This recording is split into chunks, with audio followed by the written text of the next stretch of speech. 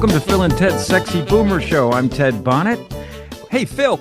Well, yes, I'm in Lewis, Delaware right now. We have a really interesting show. We're going to be talking about World's Fairs, particularly the 1964-65 World's Fair and the 1939 World's Fair in New York and the other World's Fairs. These were a phenomenon. They reflected America's dominance after World War II. And there's just so many fascinating aspects of what the World's Fairs were. Our guest today is someone who grew up on Long Island, New York, as did I, during that time. Bill Cotter. Welcome to Sexy Boomer Show.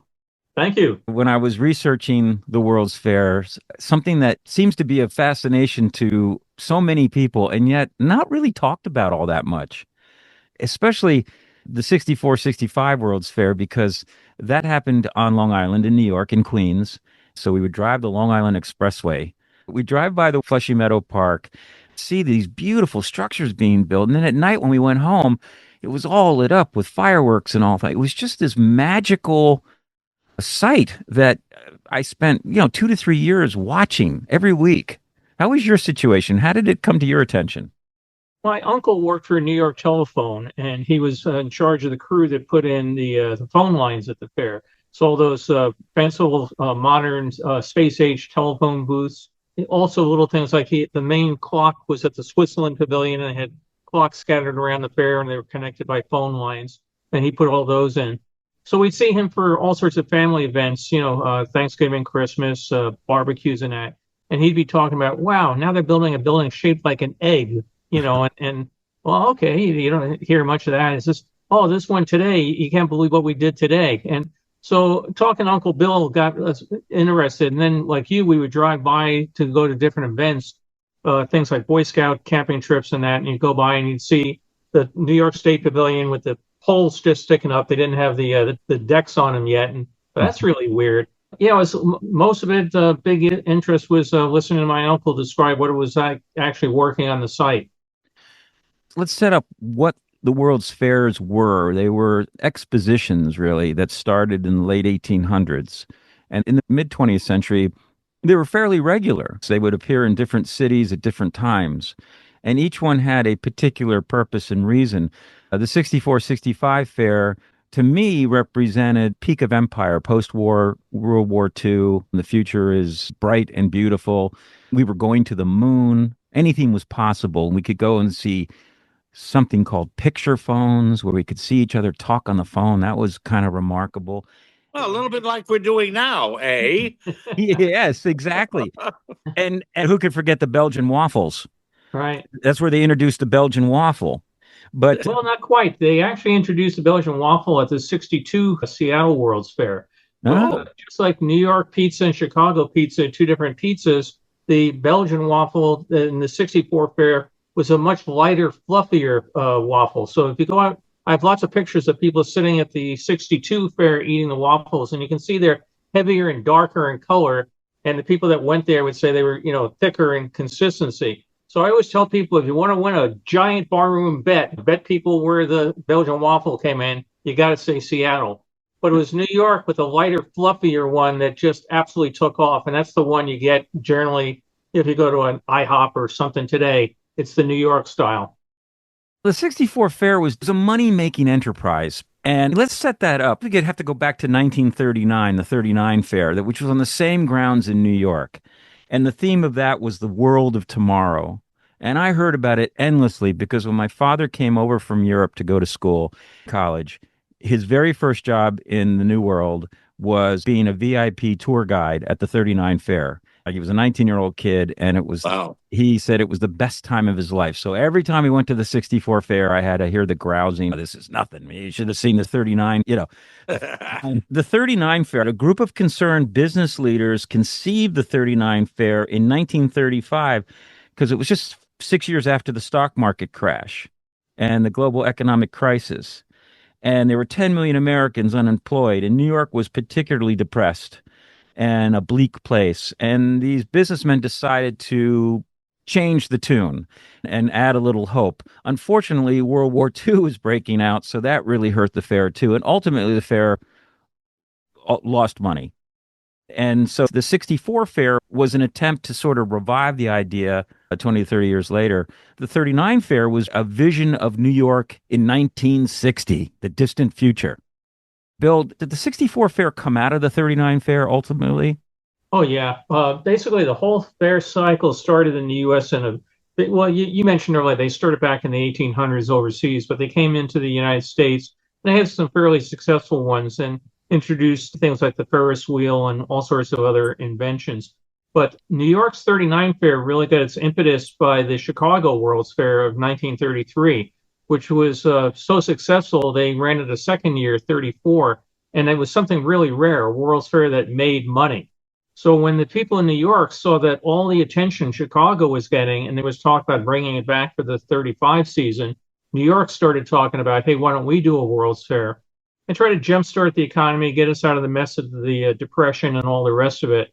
And they wanted to really establish themselves as a business place.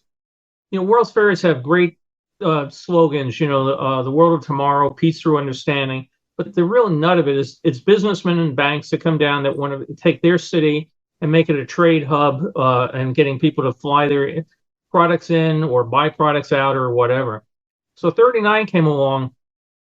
And if you actually look at any of the merchandise for the 39 fair, it all says the 1939 World's Fair. It doesn't say 1939, 1940.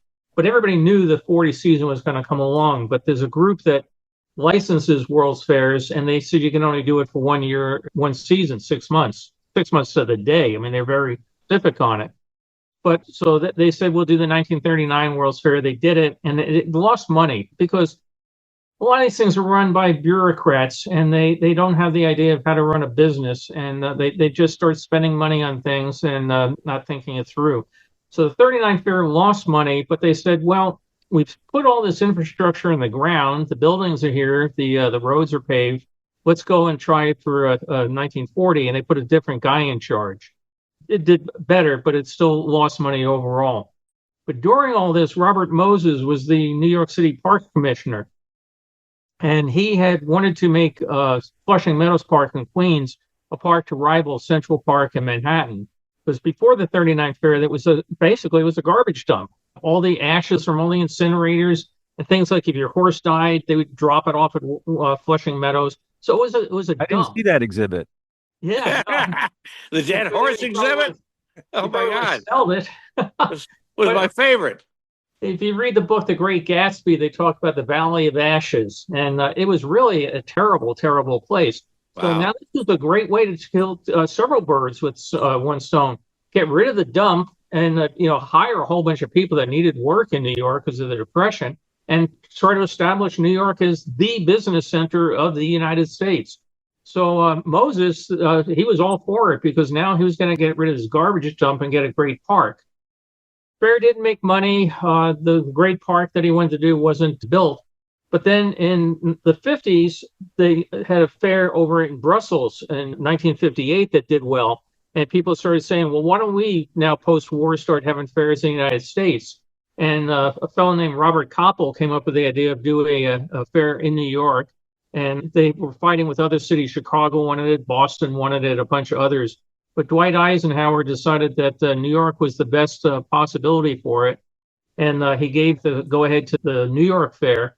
And they hired Robert Moses to run it. And the first thing he did was fire the guy who would come up with the idea for the fair. So he was sort of typical Moses. The president of the United States decided where Yeah. the fairs were going to be.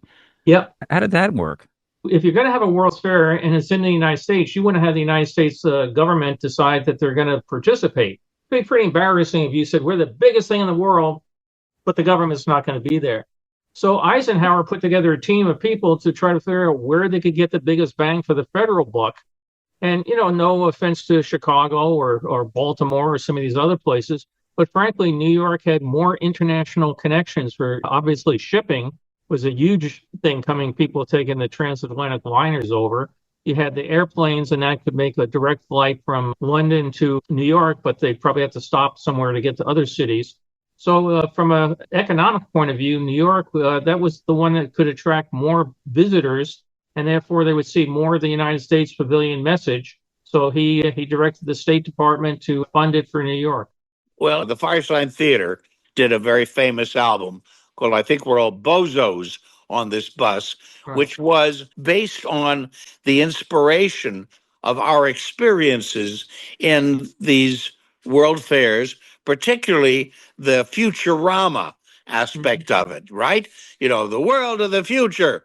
And what we posited was, ironically, a fair that was run by the government and that was designed to make people feel good about the government that was, controlling their lives.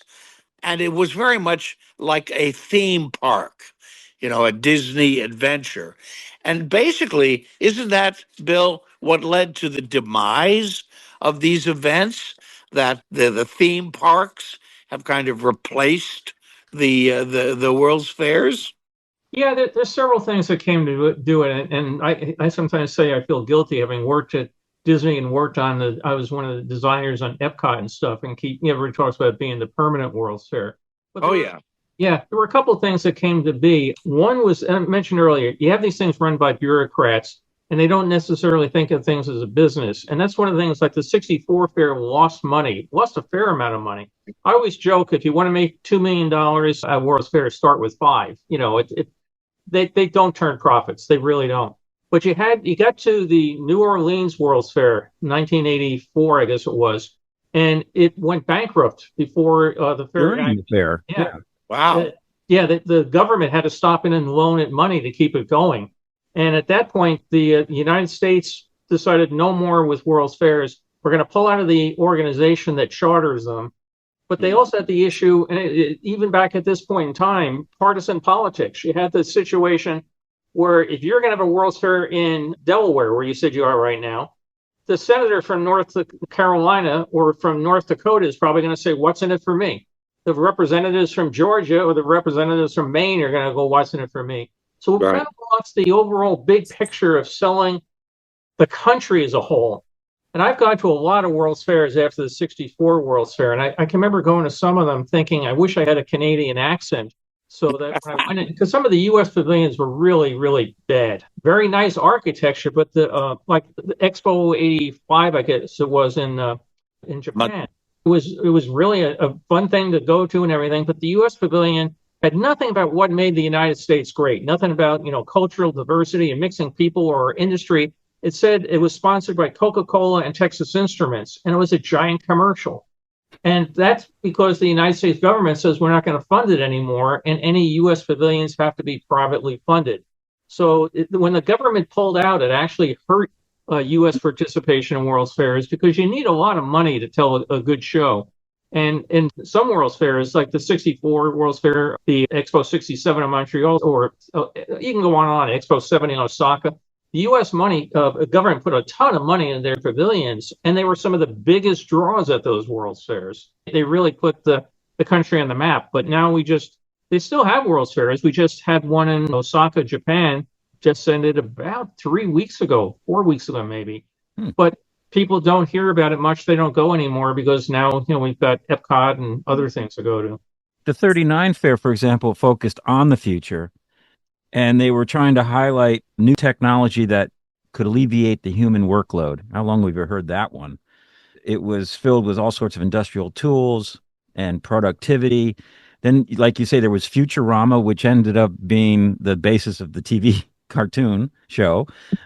Democracy. There were Pleasantvilles and Millvilles in the satellite towns in Democracy, which was promoting suburbanization and orderly separations of industrial and residential zones. It had green belts and the whole thing. And Democracy was one of the most popular exhibits in 39, and then was really big on highways, really big on highways. It introduced the American public to the concept of expressways and did lead to the Federal Aid Highway Acts bill. Man, I have to say that I have been with my dear friend Adele Abrams, who is our Washington correspondent. We've been whizzing around on all these super highways. And, I never see any people in the streets anymore or, outside of their houses. The reason is they're all going somewhere. I mean, it's just streams of cars and trucks, and they're all moving somewhere, or they're not. They're just sitting on the highway waiting to move. But that was real future, though. Yeah, The interstate highway system, which Eisenhower championed, Hmm. was akin to building out the trails of the Wild West. The Yep. government invests in the infrastructure and the people will come. So the interstate highway system was huge for this country.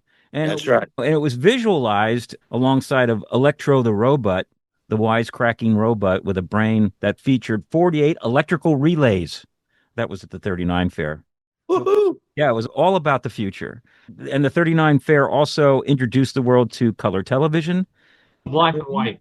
It was basically they had done a demonstration at the Chicago World's Fair of TV, but it was really, really limited. So Mm. the first big public thing of television was at the 39 Fair at RCA, but it was really strictly black and white TV. But it was the first commercially available one. The one for the 33 World's Fair was bigger. And I don't know if it would fit in my office here. The first one you could actually take home, put on a table, and watch something was 39. Okay, but did Chicago have a robot that could smoke cigarettes? No, no, they didn't have that. And in 39, not only did he smoke the cigarettes, but they gave him a robotic pet dog for the 40 season. Nice. Yeah. Well, it was costly. It cost 75 cents per adult to enter, 50 cents to park, which is roughly 5 times what it cost to see a movie in 39. The average family earned about $1,500 a year and only had about $15 in disposable income per year. So a 75-cent admission price was pretty steep. And the 64 fare was in today's dollars about $20 a person to get in. Yeah, it was $2 for adults, $1 for kids. But one of the things, you mentioned like, the price of a movie ticket, if you bought a movie ticket, you were in and out in an hour and a half, 2 hours. If you bought the ticket at the fair, you could go in at 8 in the morning and be there until midnight. So you have to start, trying to figure out your cost per hour. It's one of the ways I always try to justify to my friends how much Disneyland costs these days compared to a Broadway show or a Lakers game. You're getting a good bargain. But yeah, the fair was they did do things like they sold cheap tickets to school kids, so they would bring school groups in, that sort of thing. You could buy a book of 10 tickets, which were cheaper. It was basically like buy 9 get 1 free sort of thing. Mhm. But the fair was very well attended, but they spent too much money on building some of it and didn't quite get the attendance that they had anticipated. But the biggest issue for it was that they just didn't control their costs. If I'm spending money on this, well, you're going to spend money on that. Well, then the next guy's going to spend money on that. And then the whole aggregate together. And that was one of the big problems for 64 was that they sold all these advanced tickets. So many people were absolutely crazy about the idea of going to the World's Fair. And again, you could buy a book of tickets, get a discount. So they got all this money in, and they didn't realize that they had to use that money to keep the fair going for 2 years. So, because I might buy a ticket and I may come in April the first year, but I may not come until August, or I may not come until the next year. But they've already spent that money. So now all of a sudden you still got to pay the janitors to sweep the sidewalks, and you got to pay the security guards and everything. If you're a New Yorker, you may remember the name Abe Beam. He was the controller. Oh, He yeah. audited the books and said, "You guys are crazy. You're spending all the money, and this thing's got to run for 2 years, and you're spending it all in your first 3 months." And that was a big part of the problem that they had. Bill, I never understood that these were intentionally built as temporary structures. Mm-hmm. What's the difference between a temporary structure and a permanent structure? Because they have to be safe. That's right. Yeah, they have to be safe, but they don't have to last as long. It's one of those things where you have to go and you look for things like, wind loads for hurricanes and windstorms and that sort of thing.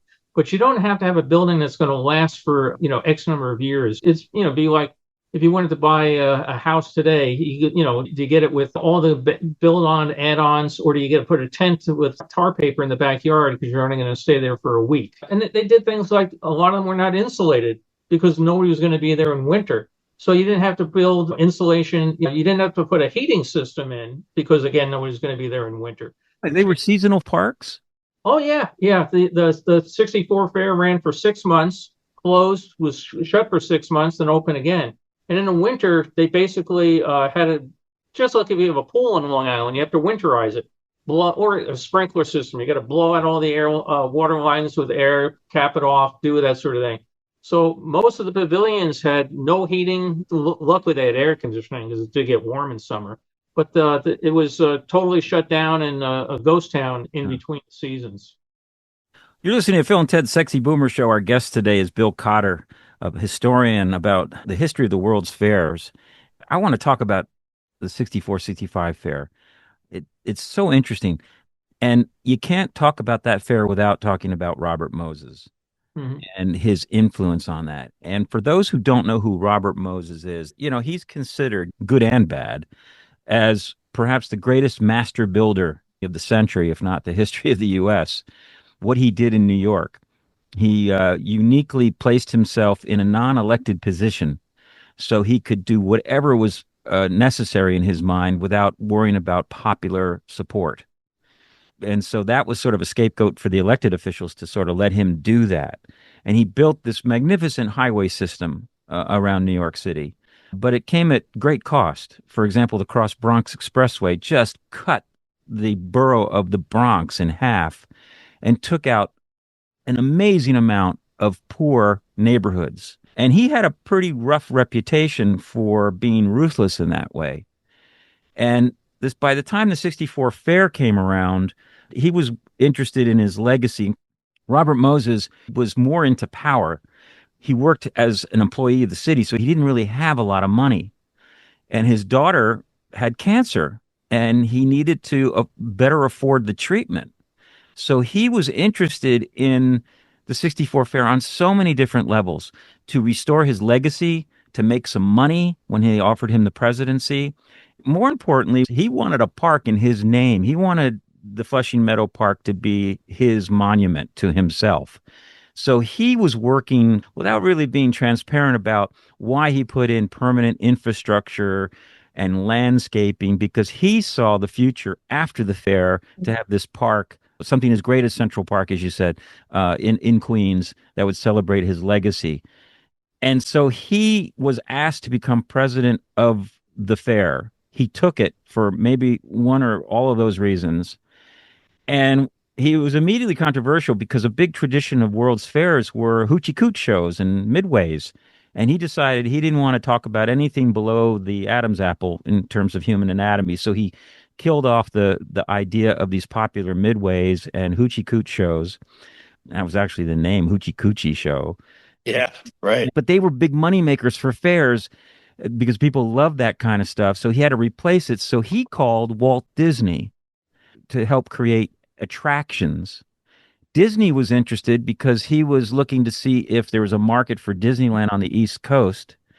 I believe they thought of making Flushing Meadow into a Disneyland East, but Disney didn't see it that way. And ultimately, he went down to the Orlando area and opened up Disney World.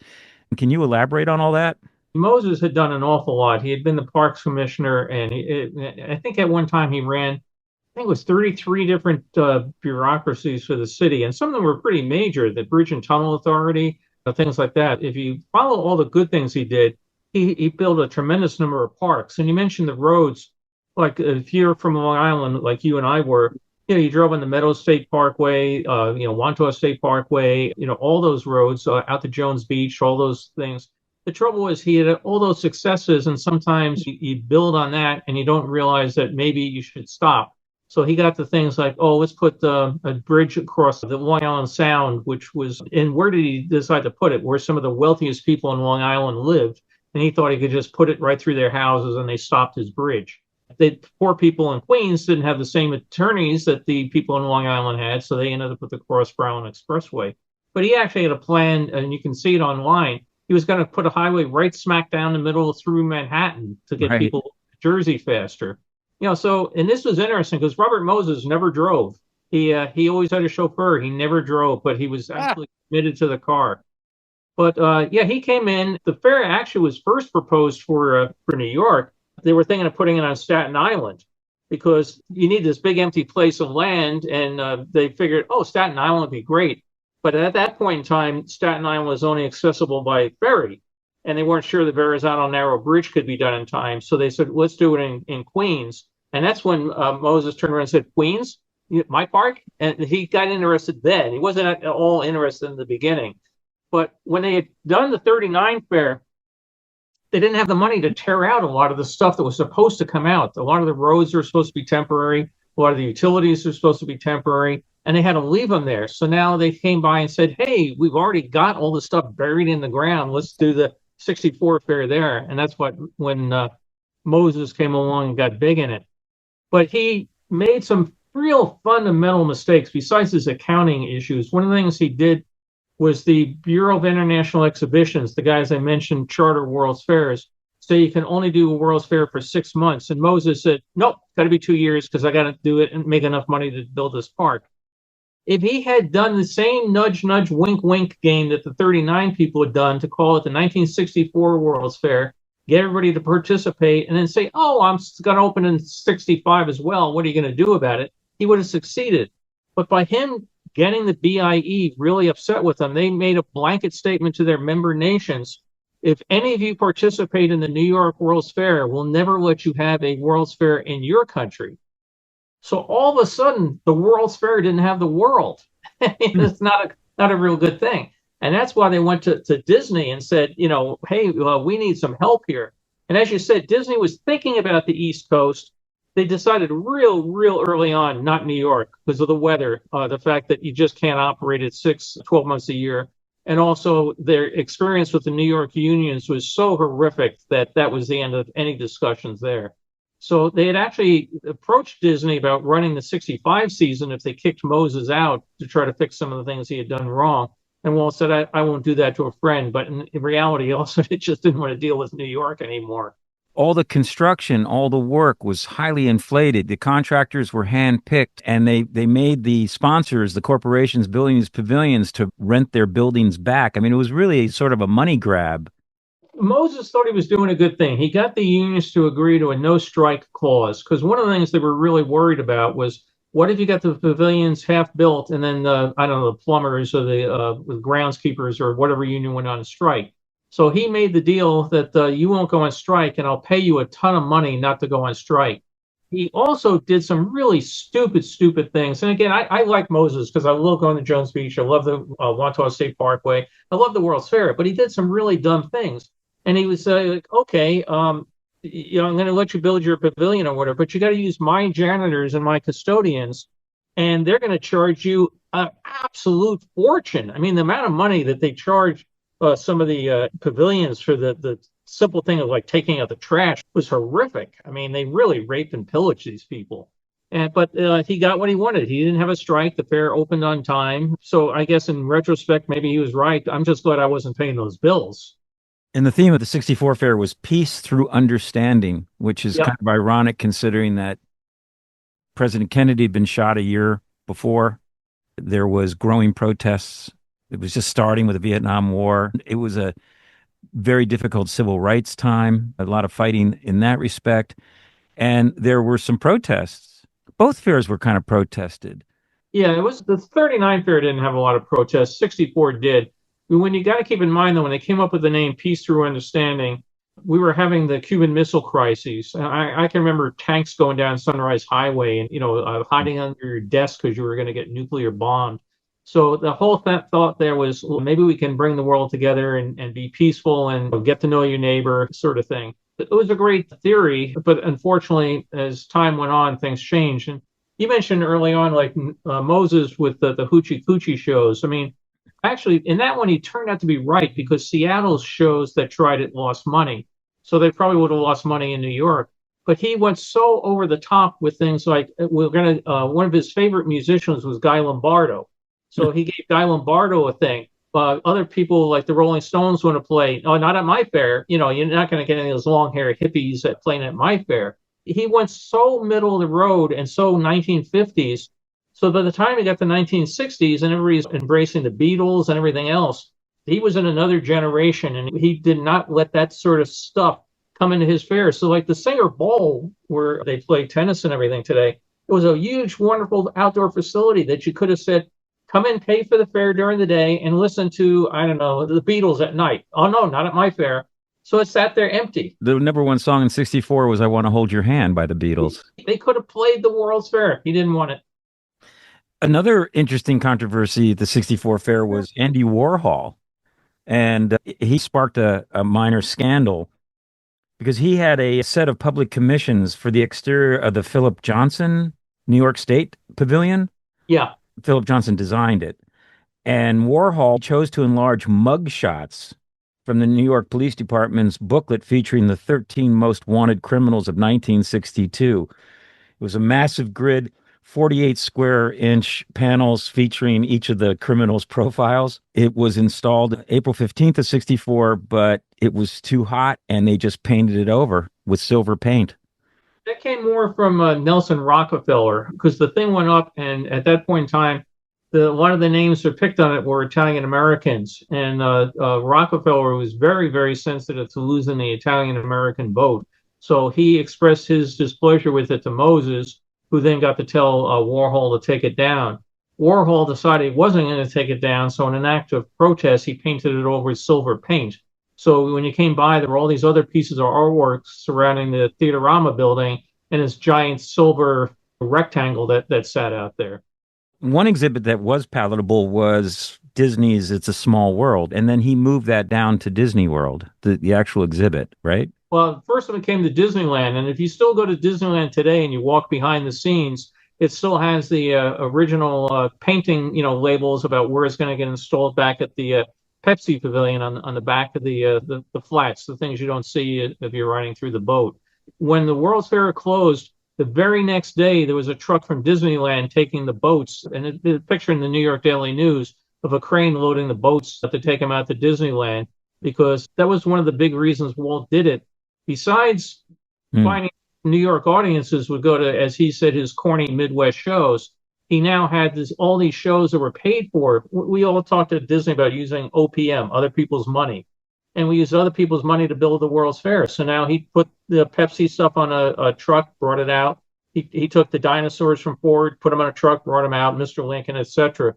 So it made a huge hit. And now today you can go to any Disney park in the world, and they say it's a small world. The music is always playing somewhere 24 hours a day. Definition of insanity. Um, he used other people's money, Disney did, at the World's Fair to sort of develop this exhibition technology. It Oh, was yeah. very smart move on his part. I'm 39, he was still very interested in animation, but by 64, he's worried about his legacy and his visions of Disneyland and Disney World. So, yeah, he worked that pretty well. Some of the cool things at the 64 fair, the Ford Mustang Magic Ride, the Corvette Stingray was debuted there. And that was when they had given all the original astronauts Corvettes. Weren't they on exhibit there as well? Well, no, the strollers. If you look at kids being pushed around in a stroller, and they were all done by Hertz, they were miniature Corvettes. So they didn't have the real cars there. They might have had one at the GM Pavilion on display or something. But every kid in a stroller, you had a Corvette with a little steering wheel, and you felt like you were going out in style. Yeah, I remember that. That was great. Yeah. Yeah. And the Vatican had an exhibit. Their pavilion had the Michelangelo's Pietà. I remember that very well. Yeah, that was a huge thing. There's actually a really nice book a woman did about how it took to get that thing there. And my dad was in the shipping business, and he was involved with one of the companies as far as bringing it over here. And I tell you, he rested much easier once it got back to the Vatican. Oh, yeah. He was scared to death something would happen on his watch, and he was very happy when it got back home. But yeah, I mean, GM was the biggest thing. They had their Futurama 2, which again was going to be all highways. And it was, thank God they didn't do what they did. They were going to have big machines that were going to take the Amazon rainforest, chew them into the front of the machine, and put a paved highway out behind you with the lines already on it. Kind of crazy stuff. But they were number one, and then Ford, with their Mustangs and dinosaurs, I think Payton have been number two, and Ford was number three. But Disney had four of the top 10 shows of the fair. It was definitely Walt was the showman behind the fair. He helped put it on the map. Sinclair Oil's Dino Land, remember the dinosaurs, and IBM. They presented basic computers. That was Yeah, very interactive thing. You won in a grandstand that rose up, took the audience up into this giant egg. And there were about 22 screens in it. So it was really a very big multimedia things where things would pop on the left, pop on the right, go on. But they explained, how a computer works and it just decides a one or a zero. And what does that mean? And it was like, well, do we go down this track or do we go down that track? And they explained how your life can be changed by the computer. What really made a big thing, and I think it was one of the things that got me into the computer business, was you could actually sit at a computer terminal and put in things like the day you were born, and it would come back and tell you what happened on that day. yeah. Or you could ask for your favorite recipes, and it would tell you how to make chocolate cake or whatever. And people could now actually touch a computer and get something out of it, as opposed to this back room with the guys in the white coats and everything. So all of a sudden, there was all these predictions that you can, do your homework on a computer. I mean, stuff that back then seemed futuristic. Now it's just every day. That was really the basis of our album, which was that everything was controlled by a computer. And I Mm-hmm. played a character who was a hacker, and I planted a virus in the mainframe computer, Dr. Memory, direct readout memory, and brought the whole fair to its knees. And Steve Jobs was a big fan of Firesign for probably Yeah, some of those reasons. that's right. And when I met him, he expressly talked about the album and how it influenced him and actually made him more, encouraged him to develop the home computer for everybody. Yeah, And for a while, he had an Easter egg in there. You could say to Siri, this is worker speaking. Hello, which is how I got into the computer on the record. And she would say, hello, Clem. What service can I perform for you? LOL. And that went on for like 10 years. Thank you, Steve. General Electric promised to feature an actual demonstration of atomic fusion. Mm-hmm. That was something that was done by the GE up in Schenectady, and they had a big hope at that point in time. There's always the big confusion about what is nuclear fusion versus nuclear fission. The fission Confusion. bang in a big way, Right. which is ironic because that's what I worked on when I got out of college on that sort of technology. But yeah, the whole concept was there. Now later it gets called cold fusion and other stuff. But they at that point in time thought that you'd be able to have a small nuclear fusion reactor in your car to drive it around town. Your Pontiac Sun. Yeah, they really thought that was going to be, and they had a great demonstration. And it was one of those kind of lost Disney things where you went in and they had a whole thing about the power of the sun and the hydrogen explosions that occur there. And now we're going to take that and bring it in here and come to the next room. And they had this dramatic music, and then the thing would blast this giant thing of light, and they would say, we just generated X number of volts of electricity. And unfortunately, they found out it's one of those things you could do it, but you couldn't do it on a scale of any size scale. And it also was one of those things where, like they just got rid of the penny because they said it cost $5 to make a penny or something. But they found out that they can make electricity a lot cheaper than they could do it through the fusion process. But it left the audience glowing for sure. Yeah. And at the 39 Fair, the British pavilion received a bomb threat. The bomb was discovered and removed by policemen at the fair. And they went to a remote area and they found some fledgling bomb squad in the New York City Police Department. And these two detectives inspected this package and the bomb detonated and they killed both the detectives. Yeah. You don't hear about that much. They were suspected to be Nazi sympathizers because the World War II was happening. We weren't sure if it was Nazi sympathizers or Irish sympathizers because of all The Brits. things going on with the British. But if you go to the New York City Pavilion, which is now the Queens Museum, there's actually a plaque on the outside commemorating the two officers who were killed. And it's still carried on the books of the NYPD as an unsolved murder that they would still like to put an end to if anybody ever can uncover anything. Wow. And the 64-65 fair was in the middle of the civil rights movement. And there were protests and violent protests across the country. And there was an organization called Brooklyn Core, and they wanted to disrupt the 64 fair. They wanted to throw something called a stall in. What was that about? There was no doubt whatsoever that there were racial issues going on. Even the building of the fair, a lot of the unions just wouldn't let the minorities be part of it. And it built up a lot of resentment towards the amount of money going into the fair, but it wasn't going into the minority communities. So one of the things they thought was if the whole world is coming to New York, because we're going to be doing an NBC special on the opening of the fair with Henry Fonda, we're going to be doing all these things. What better way to get interest for our cause than going in and having every news story about the World's Fair have to mention us? So they came up with the idea of the stall-in, that you would go and take your car and just stop it in the middle of the highway, stop on the Major Deegan or whatever, and just get out of your car and walk away.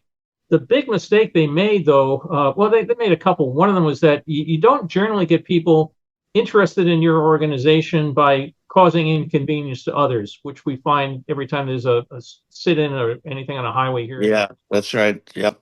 And the police found out about it. So the police put tow trucks all up and down all the roads.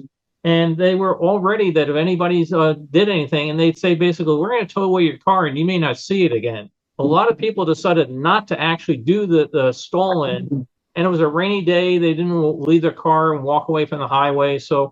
But they did block the subways. They did block the entrance to the fair. And the Pinkerton guards had to haul some of them away and did it not so gently in many cases. But yeah, that was a big thing, that they were trying to get more publicity for their organization. But there was a lot of pushback because of this development at all costs, and urban renewal was a big sticking point, because a lot of what Moses did, not only take out entire neighborhoods to put in highways like the Cross Bronx Expressway, but he also took down ghettos, as they called them then, and then allowed private developers that land to develop housing that wasn't going to include the people who were dislocated. Yeah, it's funny. Moses didn't part the Red Sea. He parted the Bronx. The South Bronx. Right. Yeah, Moses' theory at that point in time was that the city didn't have the money to build new developments, but private industry could. And, if you worked in a government-private partnership, take down these buildings, because some of them are in really, really bad shape. Take them down, put in another building, and now people could live in better ones. But again, being a bureaucrat, he didn't realize how much these companies would sometimes try to cut their costs, and the buildings they put up were not very good. And then also the rents charged to people were not particularly favorable. So utopian themes and plebeian execution. Some things never change. No. Are we ever going to see World's Fairs again? Yeah, there's another one coming up. I can't remember where the next one's in, like 2 years, in Abu Dhabi, I think it is. So they're again around the world. The United States did rejoin the Bureau of International Expositions. They are trying to up the game as far as the quality of the U.S. pavilions for it. So I remain much more optimistic now about it than I would have, say, 5 years ago at this point in time. The United States, I don't know. I mean, I get approached all the time by cities that are looking to do a World's Fair. They come up and they go down. And, once they hit the fact you just need a giant piece of land, where are you going to put these things? Well, most cities don't have giant pieces of land. So as soon as they get into that, and then, we're going to spend all this money and disrupt all the city for 6 months, the people in the city generally say, I don't want it. And like we said earlier, we have theme parks, we have shopping malls and outdoor shopping plazas, and it sort of takes that concept to another level and sort of makes the World's Fair almost obsolete. Well, I can't wait to see the new ballroom in Washington, D.C., and then the giant Arc of Triomphe. I think D.C. is going to be the next site of the World's Fair. Or unfair, if you will. That's a world of different tomorrow. The other thing about World's Fair is that hurts is that right now, any company that invents something, like when Apple announces their new phones, they go on sale tomorrow, announcing what you're going to do 2-3 years from now. Your competitors are going to get there before you. So everybody holds all their R&D really close to their chest, and they don't talk about this stuff for the future until, hey, it's on sale tomorrow at Best Buy. Bill Cotter, thank you so much for joining us. Bill's a World Fair historian. If you want to learn more, go to billcotter.com. That's Cotter, billcotter.com. He has all sorts of information about it. And also, your friendly YouTube stop. Just search 3964 World's Fair. It's all there. Thank you so much, Bill. You've been listening to Phil and Ted's Sexy Boomer Show. I'm Ted Bonnet. I'm Phil Proctor, and forward into the past.